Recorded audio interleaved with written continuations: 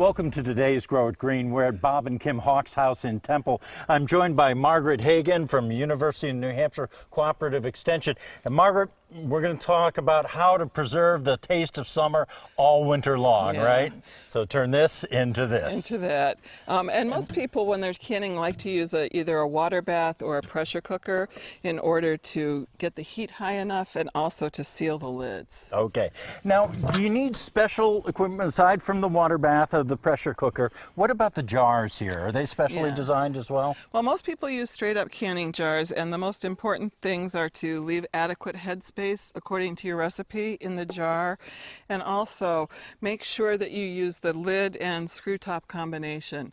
And the other thing is, sometimes when you pull your canned vegetables or fruits out, the seal won't be really tight. And you want to check it about 24 hours after canning to make sure the seals have adhered really well. And if they haven't, you can put it in a water bath or the pressure cooker a second time. And if it doesn't seal then you need to put it in the refrigerator and eat it. And use it quickly, okay. Yeah. Now, in terms of if you've never done it before, certain things, obviously the seal is important. Other things to watch out for? Usually the things that are really important are to follow the recipe closely and try to use research-based recipes, because hybrids and things in the vegetable world change over time.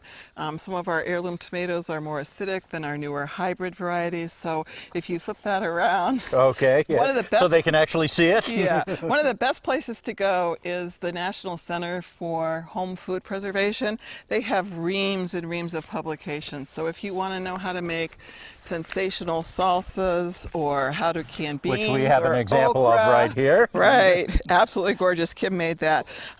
Very specific. So lots and lots of information there. And Georgia's Cooperative Extension has put out this book called So Easy to Preserve, and they update it every couple of years to make sure that everything is current. Now, what about if you want to freeze something? I gather that there are some advances or some changes as far as that goes. Well, I'm lazy, so this is very time-consuming, and I do tend to freeze a lot of things, and Ball has come out with these really cute little freezer jars. I tend to use double plastic bags, storage bags, and other things, so you don't have to use something like this. But for peppers and zucchini and beans, I tend to freeze instead of canning because I don't have that much time. Okay. Now, in terms of this as well, we've talked about these sheets, and then finally there's also, I guess, some workshops you can go to. Yeah, Cooperative Extension puts on workshops on how to preserve food every year in the summer, and usually there's 5 or 6 or even 7. The last one coming up this year is on September 9th, and it's in Keene. So if you live close to there, you might want to be inclined to go attend if you've never canned or preserved before. All right. Well, that's it for today's Grow It Green. And so hopefully you have some ideas and you can have the taste of summer in the dead of winter. Back to you in the studio.